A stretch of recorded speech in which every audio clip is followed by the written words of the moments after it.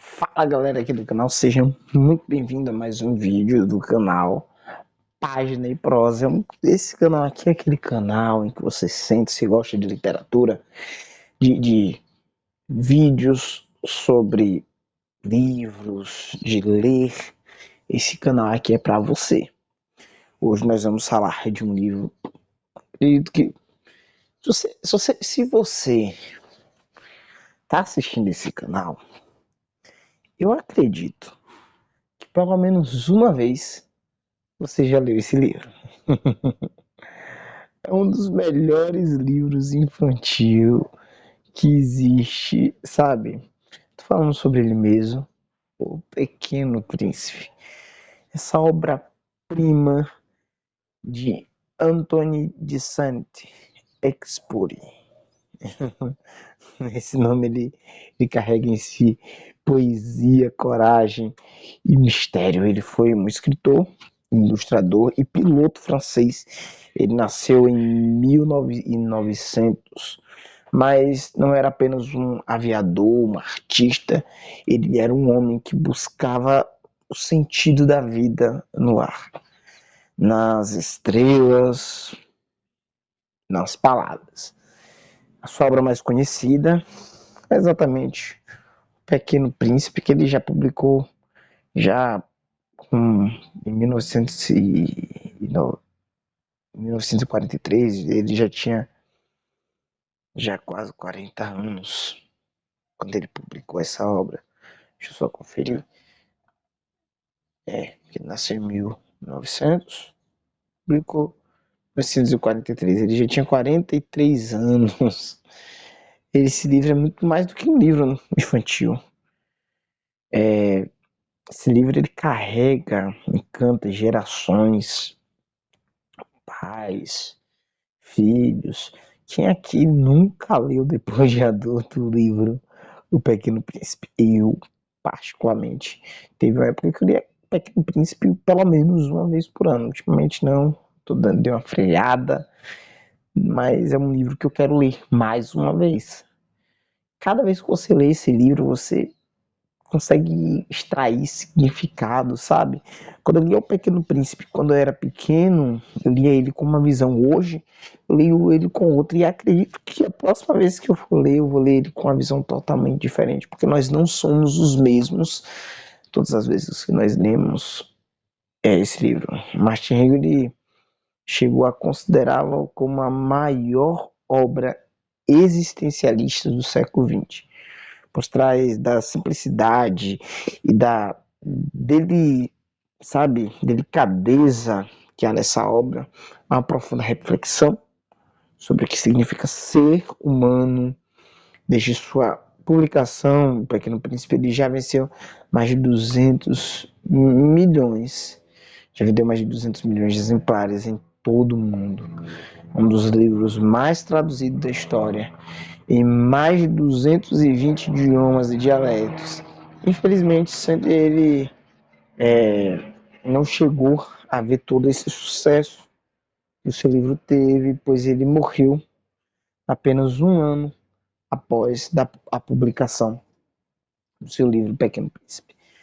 Um livro bem curtinho, uma leitura rápida, leitura fluida, uma leitura muito boa. Publiquei aqui um vídeo, desculpa, que eu indiquei alguns livros para a pessoa ler ficção, livros que transformam, e eu citei esse livro. Esse livro ele começa com um piloto que sofre uma queda no deserto, e ele encontra uma criança ele criança frágil, encontra uma criança frágil de cabelos dourados. Essa criança ela fala de maneira simples, mas apesar da maneira simples, essa criança revela verdades profundas. E desde o início, o livro ele nos confronta com duas visões de mundo: a dos adultos, presos a números, aparência, lógica, e a das crianças que enxergam o essencial, aquilo que os olhos não veem. Ele sempre foi fascinado por máquinas e pelo céu, tanto que ele era um piloto. Ainda jovem, ele estudou em colégios na França e na Suíça, até que em 1921 ele ingressou no serviço militar no regimento de aviação de Estrasburgo. Ele, reprovado nos exames da escola naval, ele encontrou nas nuvens o que talvez fosse o verdadeiro destino. Em 1922 ele já era piloto militar. Alguns anos depois ele ingressou na companhia aérea Latécoaère, acho que é assim que se pronuncia, não tenho certeza, que virou depois a futura Aeropostale. Ele voando rotas entre Toulouse e Casablanca e Dakar. Ele trabalhou ao lado de nomes lendários da aviação como Mermoz e Guillaumet, acho que é assim que se pronuncia, enquanto chefiava o posto de Cabo Jubi no deserto do Marrocos, foi apelidado pelos mouros de Senhor das Areias.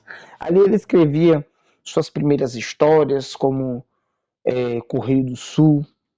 Aprendi que voar era também meditar sobre a solidão. Durante a Segunda Guerra Mundial, mesmo com o corpo marcado por fraturas, ele voltou a voar, agora nas forças francesas livres. Pilotava o rápido e perigoso P-38 Light. Em 31 de julho de 1944, partiu de uma base na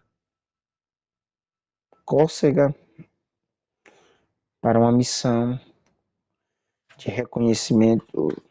E aí você já deve imaginar que ele nunca mais voltou.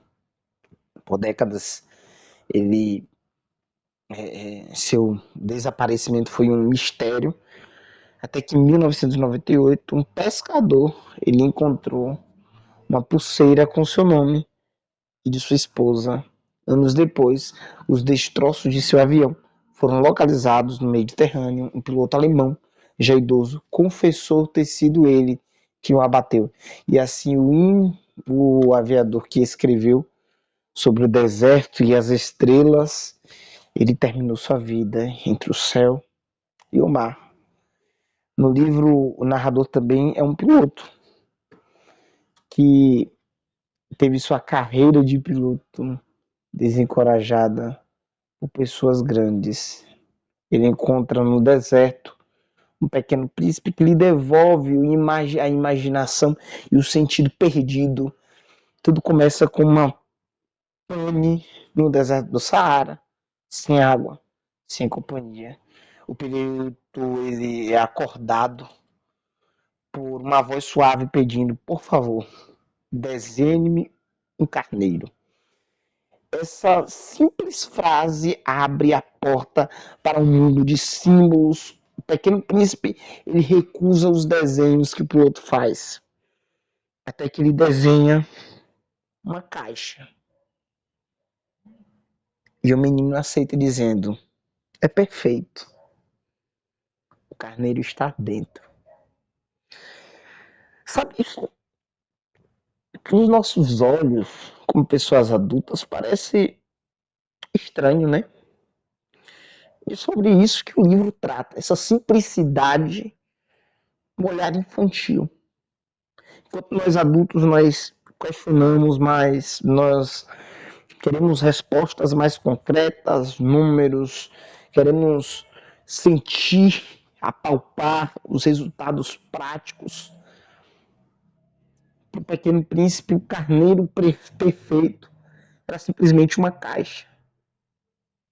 Uma caixa com qual o carneiro estava dentro. Essa cena ela mostra o poder da imaginação, o dom de ver além das formas, de enxergar o invisível. O príncipe revela então que veio de um pequeno planeta, o asteroide B612, pouco maior que uma casa. Um planeta descoberto por um astrônomo turco que só foi levado a sério quando se vestiu à moda europeia. Sabe, uma crítica clara à superficialidade dos adultos. No seu mundo, o Pequeno Príncipe ele cultiva de 3 vulcões e arrancava diariamente as sementes de baoba, árvores que se crescem demais destruiria o planeta. Mais uma vez ele vem trazendo assim algo extraordinário. Isso que ocupava o coração do Pequeno Príncipe. A gente via que ele tinha essa dificuldade, sabe? Ele estava ali lutando todos os dias, mas a real preocupação dele era com sua flor, sabe? As marobas, acho que assim se pronuncia, poderiam destruir o planeta e ele era o responsável em cuidar do planeta. E ao cuidar, uma das principais preocupações dele ao cuidar desse planeta era a sua flor. Uma rosa vaidosa, frágil e orgulhosa. Assim que o Pequeno Príncipe descreve, ele a amava, mas não sabia ainda como lidar com o amor. E foi por isso que decidiu partir durante sua jornada. Ele encontra adultos estranhos e simbólicos, o rei que só ordenava o que era razoável, o vaidoso que vivia apenas para ser admirado, o bêbado que bebia para esquecer a vergonha de beber. Cada um deles representa um tipo humano e uma crítica à futilidade de um mundo sem a essência que é muito encontrado dentro das crianças, sabe? Antes dele chegar aqui na Terra, o príncipe ele visita 2 planetas decisivos. O do Acendedor de Lampiões, que é o único homem que ele realmente admira porque cumpre fielmente seu dever, mesmo que ninguém o veja. E o do Geógrafo, que escreve sobre rios e mares, mas nunca saiu do próprio gabinete. É ele quem o aconselha a visitar a Terra. Ao chegar ao deserto do Saara, o príncipe ele encontra a serpente. Ela fala por enigmas e repete a morte. Não uma morte que é também retorno à libertação. Ela diz: posso te devolver a tua terra com apenas um toque. Um toque. Mais adiante, o príncipe ele encontra um jardim com 5.000 rosas idênticas à sua. Ele fica profundamente triste, sabe? Ele percebe que sua flor, que ele acreditava ser única, era apenas uma entre tantas.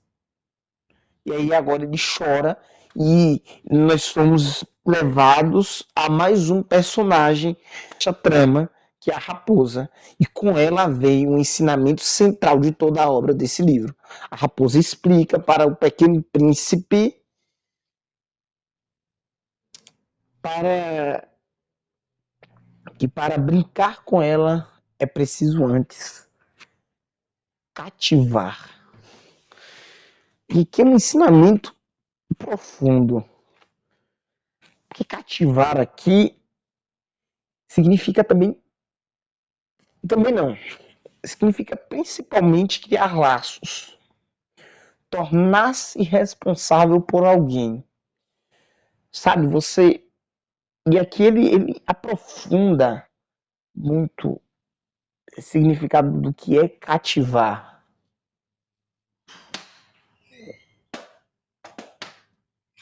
que é cativar? Porque ele vai pegar esse cativar, a raposa ela vai aprofundar de tal forma. E agora a Rosa, que era uma entre tantas, e esse processo de cativar, que era um processo que levava tempo, paciência, uma espécie de ritual. Quando finalmente eles são amigos, a raposa vai compartilhar o seu segredo, né? Porque para cativar alguém você demanda tempo, sabe? Para você se tornar realmente amigo de alguém, para que alguém seja realmente importante para você, é necessário tempo. E deixa eu pegar aqui uma frase que a raposa disse, que é o seguinte: só se ver bem com o coração, o essencial é invisível aos olhos. Nós só vemos bem com os nossos corações, mas aquilo que é essencial para as nossas vidas é invisível aos nossos olhos. Essa frase ela resume a alma do livro. E talvez a essência da própria vida, né? É uma frase muito profunda, mas a raposa ela vai além. Ela vai dizer o seguinte, ó: te tornas eternamente responsável por aquilo que cativas. A sua rosa, ela é única. Não por ser diferente das demais, não por ser diferente das outras rosas, mas porque foi ela que ele cuidou, regou e amou. Isso é lindo, é maravilhoso, é profundo. Sabe quando eu olho pro Pequeno Príncipe, eu percebo assim o tamanho da complexidade que esse cara tem. Isso é uma história curtíssima.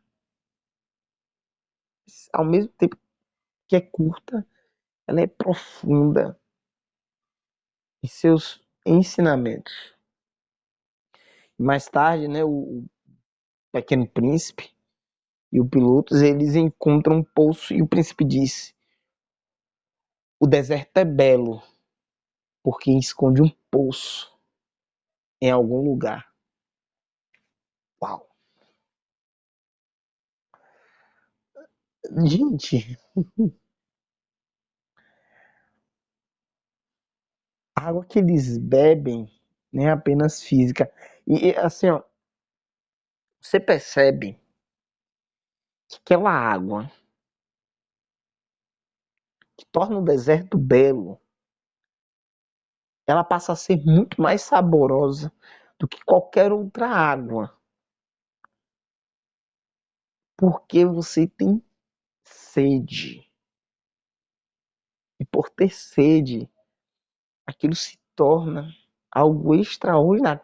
Algo simples se torna extraordinário. A água que eles bebem não é apenas física, é uma metáfora da alma, do sentido do amor. É boa para o coração, diz o narrador, como um presente. O avião do piloto, ele finalmente é consertado, mas o príncipe marca o aniversário da sua chegada à Terra e decide que é hora de voltar ao seu planeta. Ele é visto conversando com a serpente. O piloto se desespera,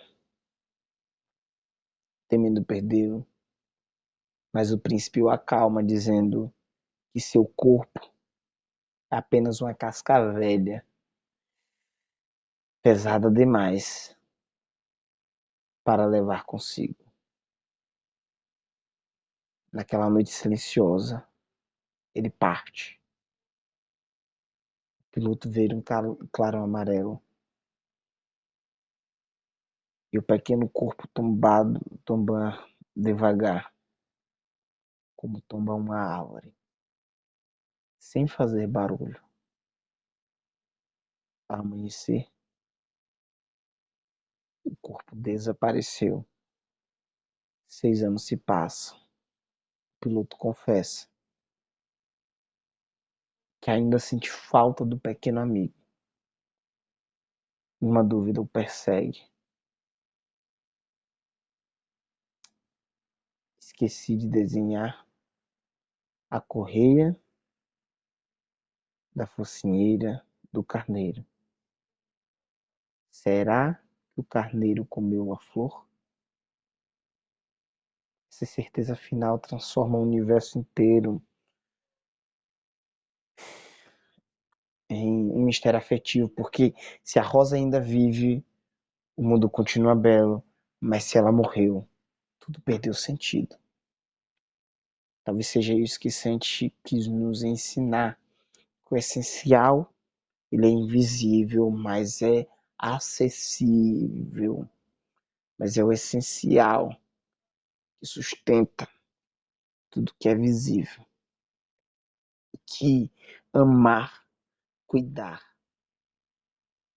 cativar alguém é o que significa, é o verdadeiro significado das estrelas.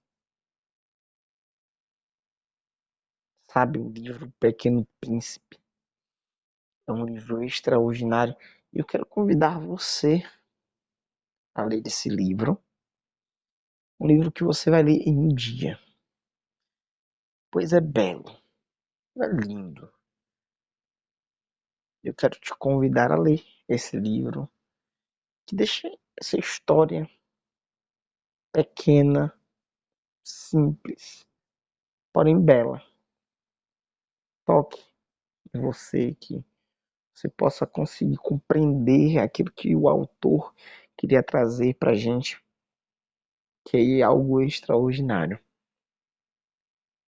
Cative alguém, deixe ser cativado. Tchau, fique com Deus.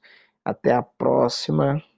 Ó, todas as semanas nós temos vídeos, todas as quintas-feiras, quase não sai. Nós lançamos vídeos novos aqui no canal. E eu quero convidar você a acompanhar, a assistir os nossos vídeos. Tchau. Até a próxima. Não se esquece de se inscrever, comentar e compartilhar. Fica com Deus.